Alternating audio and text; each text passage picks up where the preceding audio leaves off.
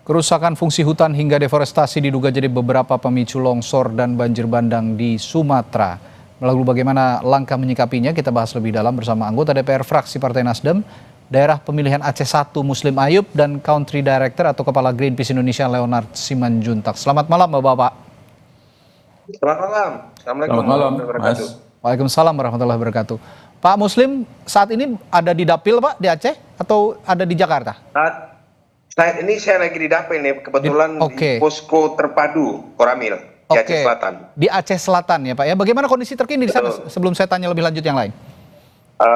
Terkini memang keadaan banjirnya mulai surut, tapi Oke. pengungsian masih tetap di lokasi sampai ratusan pengungsi yang ada di lokasi. Dan saya baru selesai memberikan bantuan-bantuan masa panik lah untuk para pengungsi yang ada di Kecamatan Oke. Trumon, Kabupaten Aceh Selatan. Nah kalau di Aceh Selatan sendiri analisa Pak Muslim penyebab banjir bandang dan longsor ini Pak apa di sana? Iya memang di situasi bulan Desember yang berber itu memang terjadinya banjir ya.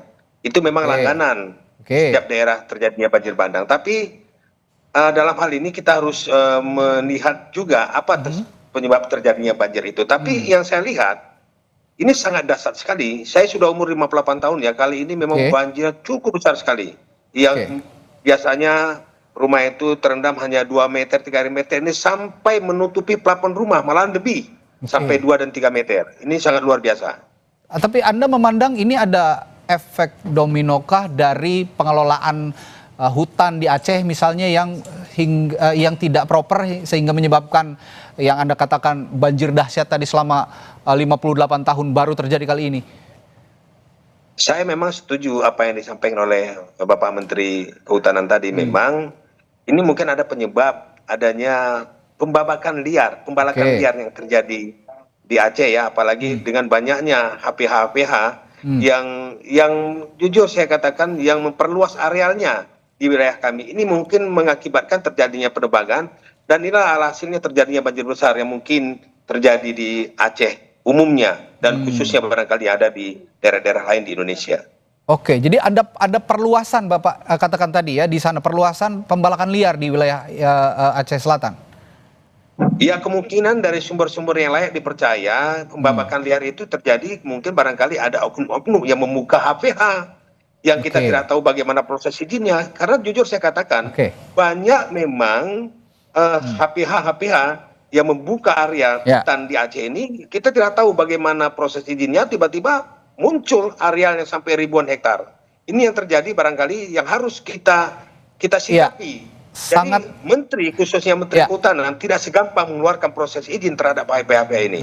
Ya sangat terlihat sekali Pak Muslim kalau memang banyak sekali Anda katakan perluasan lagi pembalakan liar. Dari visual udara saja sudah banyak pengundulan di bukit, pengundulan di hutan-hutan. Nah saya ke Pak Leonard kalau gitu. Pak Leonard, jadi bagaimana kondisi hutan di Sumatera jika melihat banjir bandang dan longsor saat ini? Seberapa parah kerusakannya dan risiko dampaknya?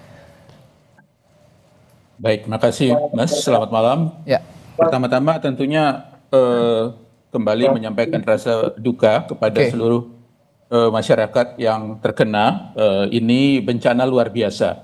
Saya kira ini mungkin salah satu bencana ekologis, bencana hidrometeorologis terbesar yang kita hadapi sampai saat ini. Jadi dan juga tentunya kepada seluruh tim yang masih bekerja keras untuk evakuasi, untuk buka akses dan sebagainya, kita sampaikan dukungan selalu. Nah, Sumatera itu sebenarnya memang sudah kehilangan sebagian besar hutannya. Hutan dataran rendahnya sudah hampir habis sebenarnya. Sudah terkonversi menjadi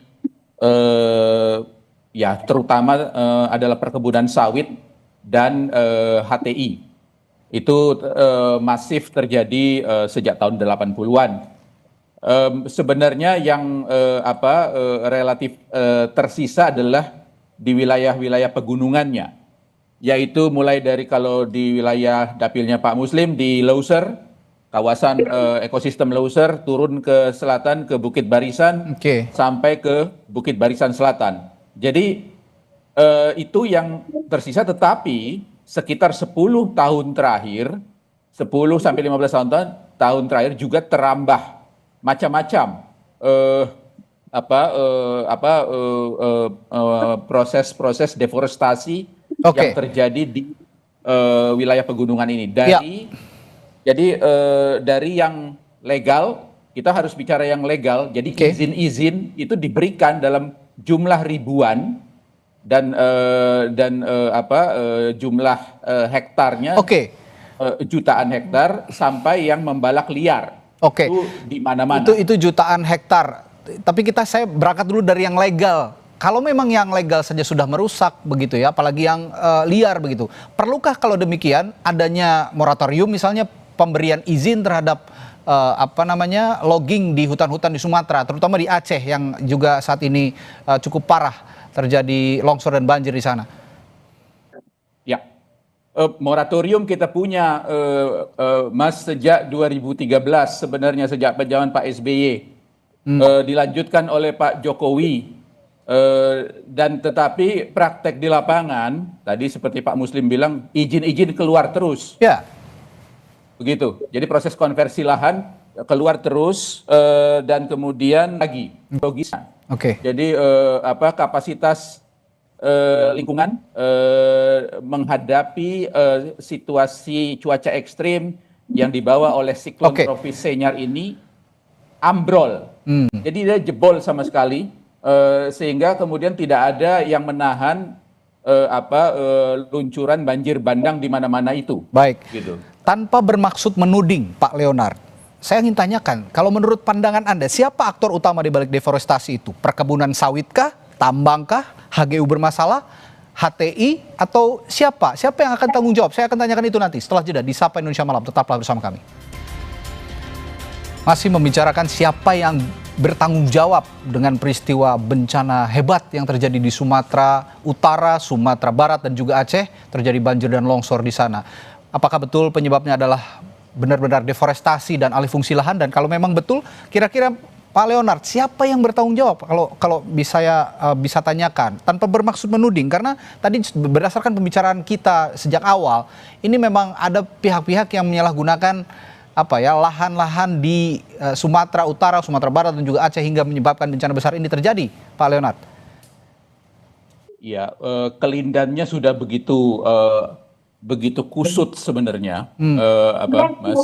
Ini banyak sekali pihak terlibat, dari pemberian izin yang sebenarnya sudah mengingkari moratorium. Oke. Pemberian izin baru dan juga pemutihan di mana-mana, kemudian kawasan tambang di kawasan hutan. Catatan teman-teman Jatam ada 1.907 izin usaha tambang seluruh Sumatera, luasnya 2,45 juta hektar. Sumatera Utara sebagai contoh, kehilangan dari 2001 sampai 2024 1,6 juta hektar tutupan hutan. Wow. Kemudian sebagian besar daerah aliran sungai di ketiga provinsi ini itu akhirnya sekarang itu kategorinya APL, area penggunaan lain, bukan kawasan hutan. Nah, ini kan proses ini kan kalau sudah APL itu rawan sekali deforestasi begitu. Oke. Jadi kita sudah temui banyak kasus kan, artinya dari yang sifatnya manipulasi sampai korupsi, keterlibatannya banyak pihak. Oke. Baik. Dari aktor-aktor negara sampai non negara. Ya. Kelindan ini sudah kusut sekali sehingga memerlukan evaluasi yang total, audit total tentang bagaimana tata kelola hutan di Sumatera ini. Begitu. Oke, kalau Pak Leonard saja sudah tidak bisa menguraikan siapa yang bertanggung jawab karena saking kusutnya benang yang sudah dijahit ini sepertinya. Saya akan tanyakan kalau begitu ke Pak Muslim. Pak Muslim, Anda berada di Komisi 13 yang juga membidangi masalah reformasi regulasi. Apa yang bisa Anda dorong dengan kekusutan yang diungkap oleh Pak Leonard tadi di kasus bencana besar di Aceh dan Sumatera Utara dan juga di Sumatera Barat ini, Pak Muslim? Boleh nggak saya berbicara sedikit masalah Silakan, banjir silakan. besar yang terjadi di Aceh? Yang pertama begini, saya tetap mengatakan kepada pemerintah Republik Indonesia, ini statusnya ini bagi Aceh ya, ini dari 23 kabupaten kota, 18 kabupaten yang berdapat banjir besar. Oke. Hari ini saja data per tanggal 30 November 2025, totalnya meninggal dunia 96 orang. Jadi Itu hanya di Aceh saja ya? 113 jiwa. Hilang 113 jiwa. Yang mengungsi 62.000 sampai 291 kakak yang mengungsi. Jadi saya berharap ini bukan bencana-bencana daerah lagi nih, ini udah bencana nasional. Sesuai mungkin barangkali Undang-Undang Nomor 24 Tahun 2007 tentang penanggulangan bencana nasional. Oke. Ada 5 syarat itu. Yang pertama, jumlah korban jiwa. Ini sudah luar biasa, sudah sampai 96 orang meninggal. Yang kedua, kerugian harta benda. Yang ketiga, kerusakan prasarana dan sarana. Yang keempat, cakup luas bencananya. Yang kelima, dampak sosial ekonomi masyarakat itu tersebut. Kami mendorong kepada pemerintah pusat untuk menetapkan bahwa Aceh dan Sumatera itu masuk dalam bencana nasional. Itu yang pertama.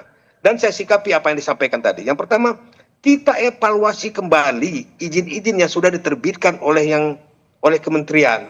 Karena saya tahu, saya juga memahami juga menyangkut masalah perizinan juga. Saya yakin ada kekeliruan. Ada main mata dengan terbitnya izin-izin ini.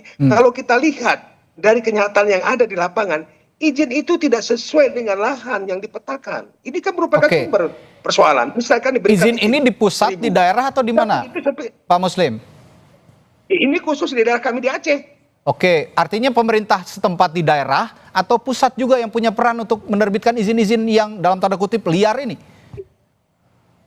Ini pusat, kalau daerah tidak mungkin mau menerbitkan ini, daerah itu masih memikirkan daerahnya. Jadi diri seorang pimpinan daerah tidak akan mungkin dia perjualkan daerahnya untuk menghancurkan daerahnya. Ini adalah pusat. Oke, baik.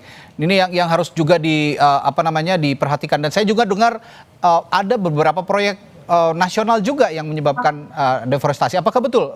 Singkat saja Pak Leonard, untuk yang menyebabkan deforestasi di Aceh, Sumatera Barat dan juga Utara ini. Ya, saya confirm Pak Muslim bahwa ini sekarang pusat yang harus tanggung jawab, karena ini kan kita dalam proses resentralisasi. Sejak Undang-Undang Cipta Kerja semua ditarik ke pusat. Jadi izin-izin itu hampir semua dari pusat. Dan juga memang PSN yang kita tahu sama-sama. Ya, proyek strategis nasional yang saya maksud tadi. Ya, proyek strategis nasional itu kan diberikan karpet merah.